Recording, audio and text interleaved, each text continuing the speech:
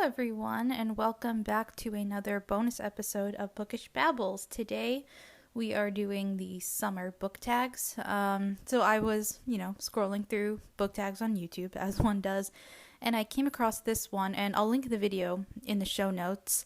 But basically, what this creator did, it was a combination of 3 summer-related book tags, all with different creators. And I will credit all the creators, but I can't link their videos because those videos have since been private. And I think a couple of them may have just privated their channel. But anyway, I figured because, it's the middle of July, perfect time to do this tag and do it now before summer's almost over. So just a couple things I wanted to share with you guys. Some interesting piece of book news going on in the world. And this one I think is from a while ago, but I heard it from the podcast Books Unbound. By the way, if you're not listening to Books Unbound, go do that. What are you doing? If you love books, you'll love that podcast. Shout out to Ariel and Raylene. But they talked about how there was this terrible TikTok trend going around, and I'll find an article about it and link it in the show notes for you guys. But basically, someone on Book Talk, and clearly I'm on the wrong side of Book Talk, I guess, or maybe not the wrong side because I've never seen this, but someone started a trend that you use Amazon to get ebooks, and then you can, if you're not satisfied or whatever, you can return them within a month, which is crazy. I feel like the return policy, getting a full refund, the time limit since should be much shorter. But anyway, people are doing that and essentially using Amazon as a library, which is just so bad. Just at that point, just use an actual library. And if you are someone who's doing this, I completely understand, wanting to save money, but use a library. Use the app Libby to get ebooks and audiobooks.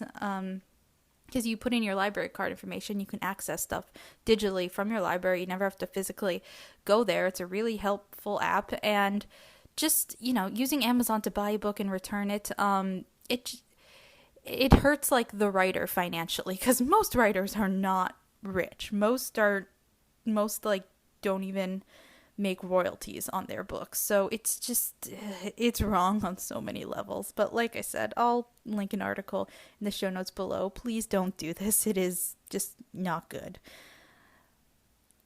Just go to a library. And the other one is a bit more of a small town local book news. Basically, in Provincetown, Massachusetts, which is of course in the Cape Cod area, there is a local bookshop called East End Books, and there's slight drama happening because a book that was just released this week called Helltown by Casey Sherman covers a local serial killer from, I believe, back in the 60s, who was, going around doing his thing, his very terrible thing. But this book tells the story of that. And there was another book that came out in paperback recently by Liz Rodman. She wrote a memoir because she knew the killer when she was a young girl. But anyway, both these authors had signing events happening at that local bookstore, and the killer's family still lives in the area, and they were apparently upset that this event was happening, which I do understand. I do feel a little bad for that family, because it's I can't imagine all the complicated feelings knowing someone you're closely related to does all those terrible things. But basically, they started up drama and not wanting the event. And interestingly enough, from my understanding, the families of the victims had no problems with these events happening, but it created a whole bunch of Facebook drama. Both authors got threats online, so what the hell was that about? So yeah, I'll link the article that I read below, if you want to look into that. And also, it's not cool to send authors death threats. It's just awful. And I've met Casey Sherman before. He's a lovely human. Definitely doesn't deserve it. No one does. Haven't met Liz Rodman, but again, she doesn't deserve this. And, this is her personal story she's telling, so it kind of sucks that she got shut down for that. But anyway, like I said, link will be in the article. I will also link the bookstore, East End Books website, because I found out that you can order books through them, and if you live in the United States or Canada, they will ship to you. So if you want to support the store and those authors, I highly encourage you to purchase through this bookstore. And if you don't live in the United States or Canada, because according to Anchor, I have listeners in Japan and Germany and the United Kingdom, which is awesome. Hi. Hi guys. But I'll provide a link to those books for a Book Depository, because Book Depository does ship internationally, so that's a good resource if you don't want to use Amazon. But anyway, with all that being said, we should get into the book tag.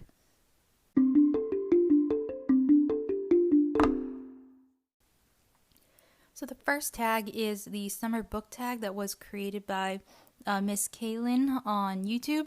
And the first question is, well, what book cover makes you think of summer? And honestly, any Morgan Matson book, because her books are always very summery. Whenever a new one comes out, it's usually released in the summertime. And I've loved every one that I read. Though I still need to read, what was the newest one? Take Me Home. Tonight, I'm really bad. I feel like I need to read it by the end of next month, because, you know, it's still summer, and I feel like if I read it after summer, it won't be as right. But yeah, I've adored all her books that I've read so far, and if you haven't read her, I recommend it. It's a good time.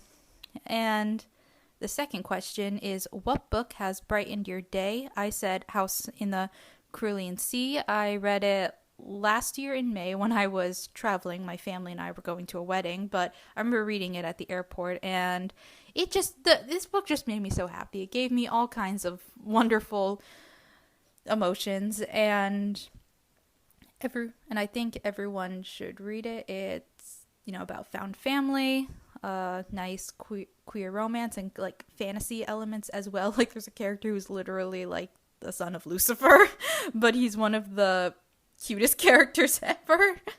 It's so bizarre but so wonderful, and please go read it if you haven't.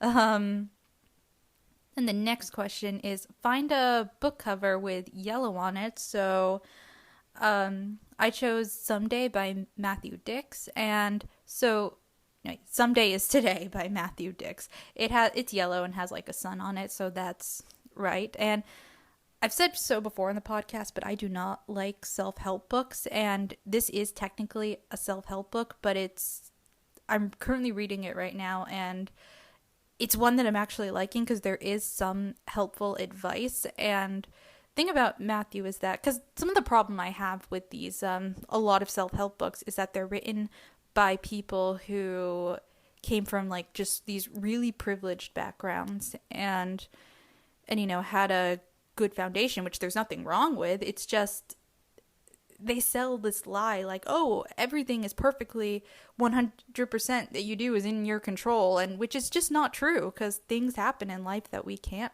control. And I have met Matthew in the past. He's a wonderful human. We're going, me and Sarah are going to the next book launch for this one, so I can get that signed. And his book that came out during the pandemic, Other Mother, which you should also read. You know, because of COVID, we couldn't have an event for that, but you know, I'm gonna get that signed too.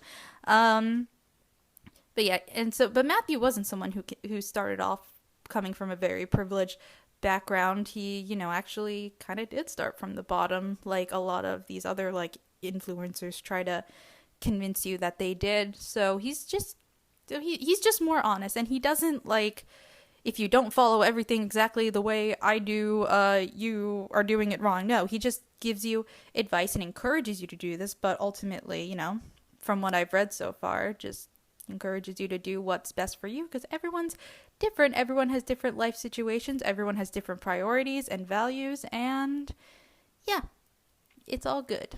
So, and there are some good tips in that book that I've read so far, and I encourage you guys to read it too. So anyway, on to the next question. That was a weird voice. What is your favorite summer beach read? So I said any book in the Once Upon a Con series by Ashley Poston. She wrote the book Geekerella, which, you know, instead of a ball, centers around what's essentially a Comic-Con.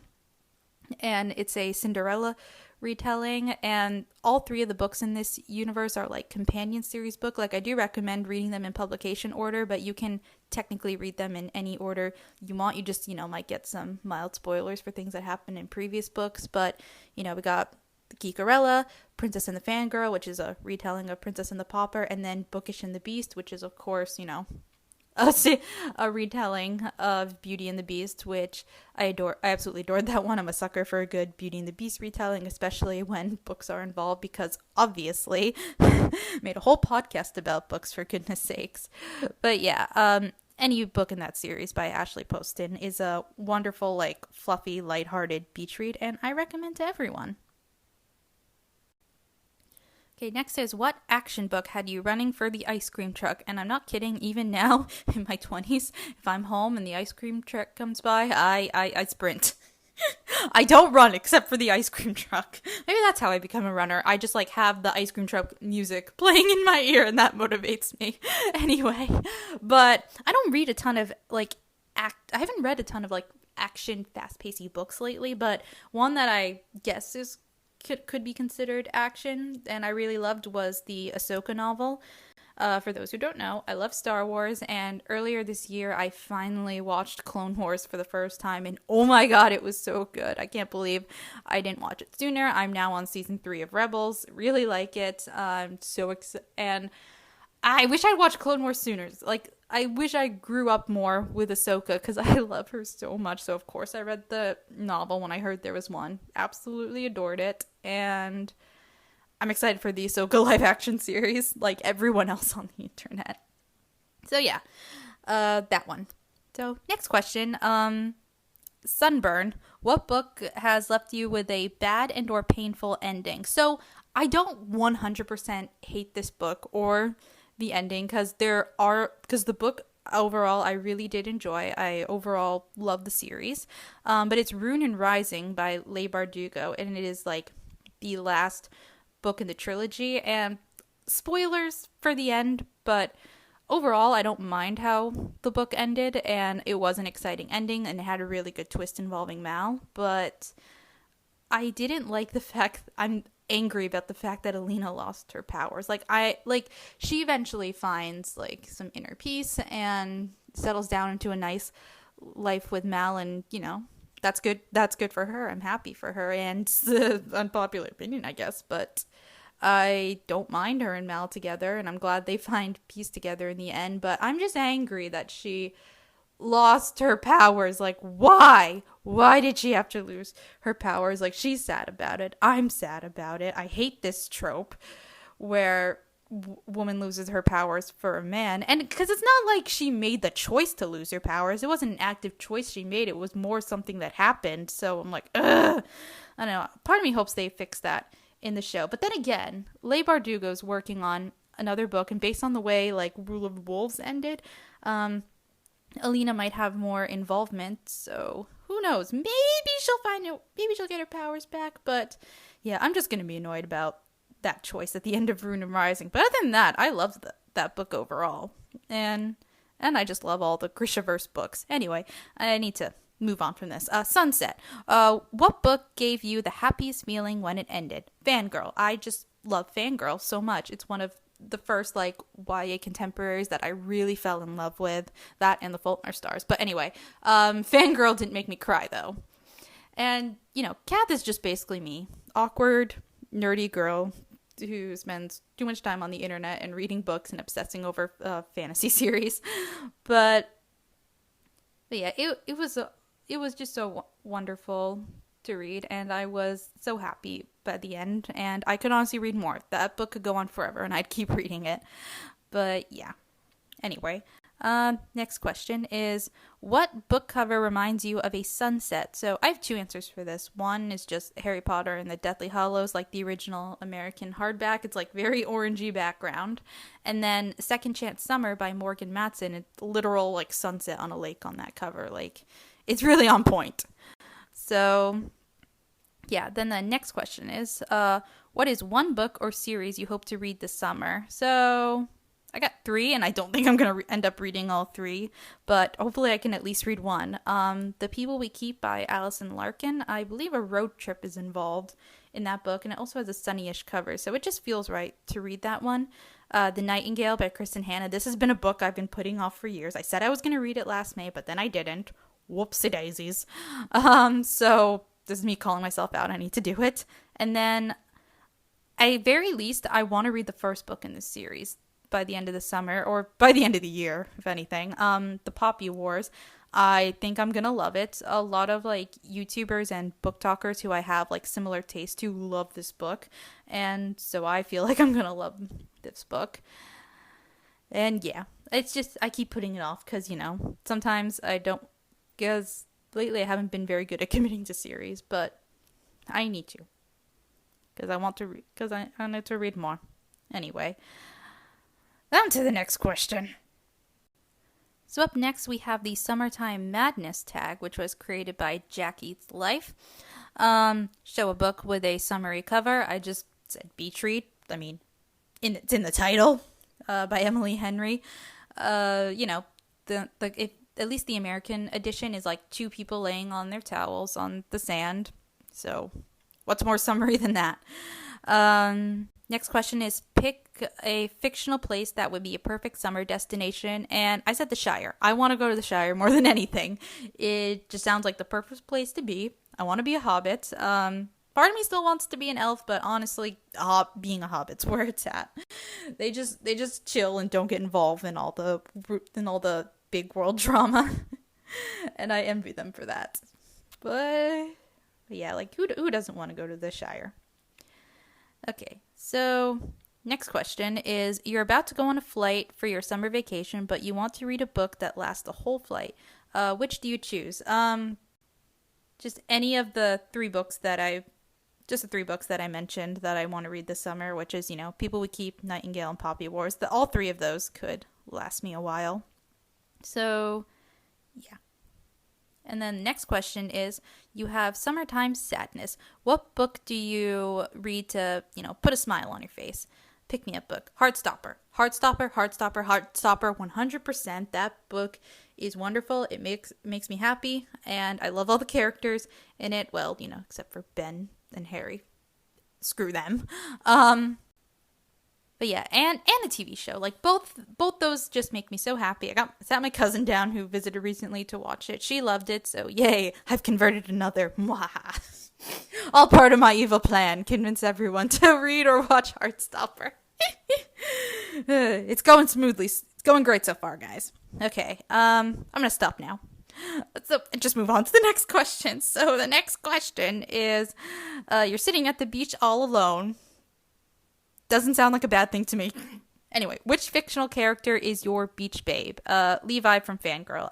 That boy is one of the best boyfriends / just male characters in YA ever.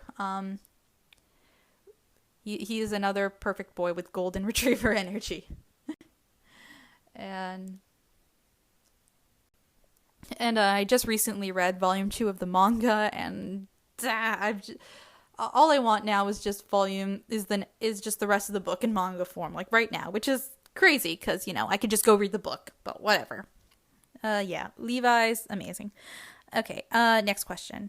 To match your ice cream, you want an icy cool sidekick. Which fictional sidekick do you pick? For this, I'm saying Silas from Sorcery of Thorns, which is like my new favorite book. I'm completely in love with this book. I completely in love with the characters. I want more. There's a new novella coming out in January, which I've already pre-ordered because I need more of these characters. And Silas is like the best sidekick. Like, he's so sweet, and even though he's like a literal demon who says all the time like, if you set me loose, I'll drain your life force or whatever, but he's such a wonderful like friend to Elizabeth, and especially Nathaniel, and the banter between Silas and Nathaniel is just so good. And I want everyone to read Sorcery of Thorns so they can understand my love for Silas and Nathaniel and Elizabeth, and I love those 3 so much.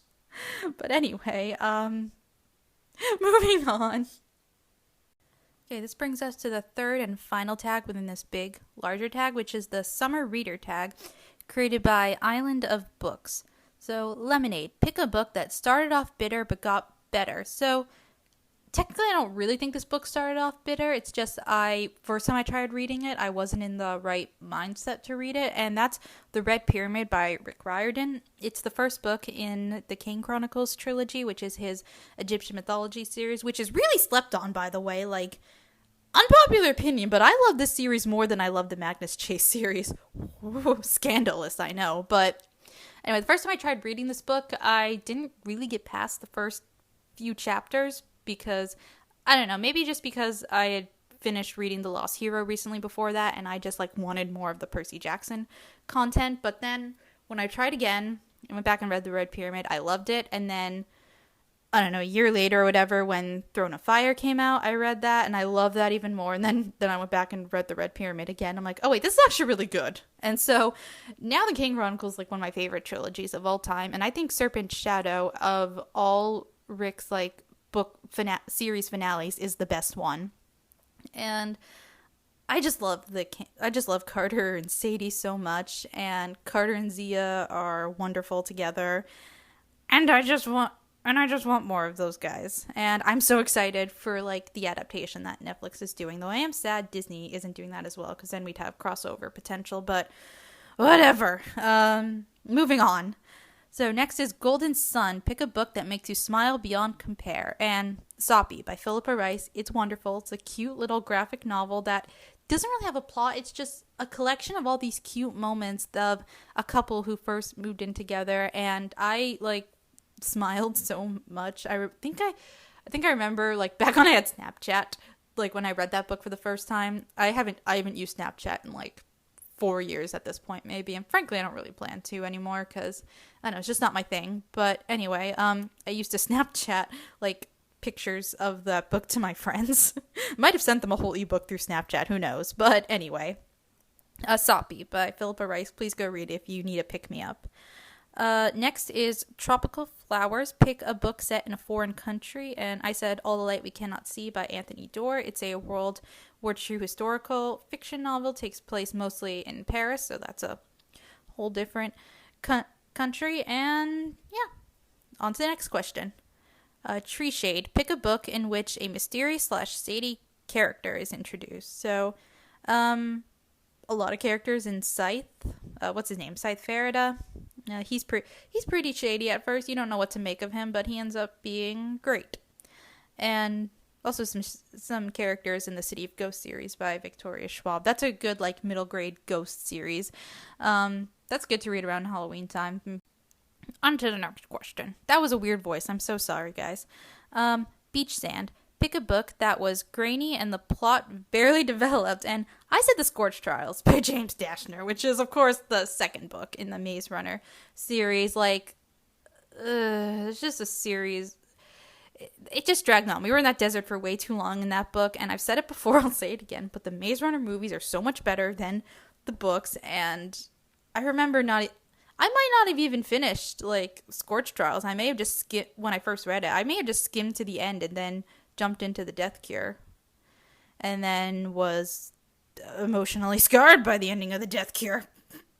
And just hated everything. So yeah. I don't recommend the Scorch Trials. Like, it's a slog to get through. And I barely remember things that happened. Anyway, on to the next question. Greengrass. Pick a character that is full of life, making you smile. Magnus Bane.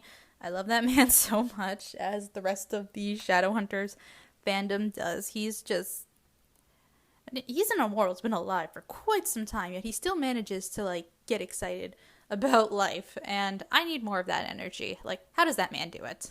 And also, he works way too hard getting caught up in Shadowhunter drama. He deserves so much better.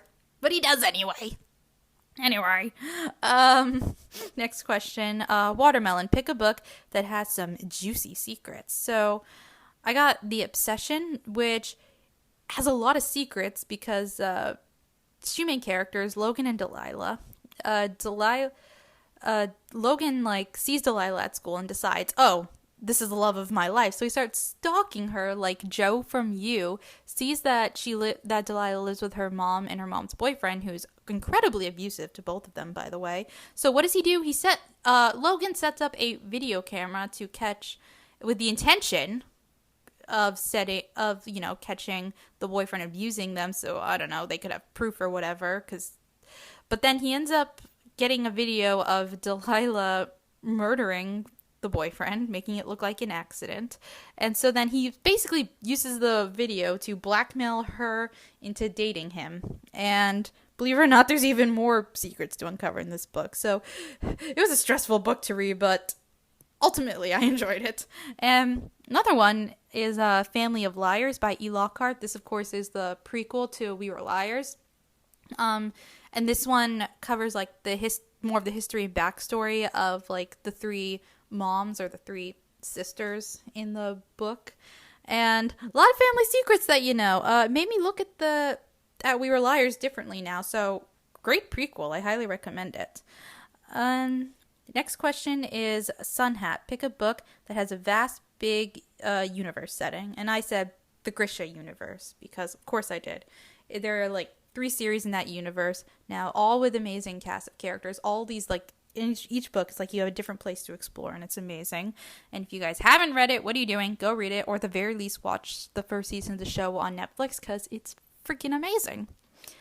And next is Barbecue. Pick a book which a character was portrayed as a hunk, and I guess Gale. For some reason that's the only one I could think of, and Gale's not even a good one because if those of you who've been listening or following along with the read along through the Hunger Games series, you guys know that I am not Team Gale. Like really, really, really, really not Team Gale. I just tried to think of another one and my brain's not working. So yeah. Anyway, moving on because I don't want to think about Gale anymore. Actually, no. I'm gonna say I'll say Nathaniel from Sorcery of Thorns because, like I said, I'm obsessed with that book right now. There we go. Better way to end this. Okay.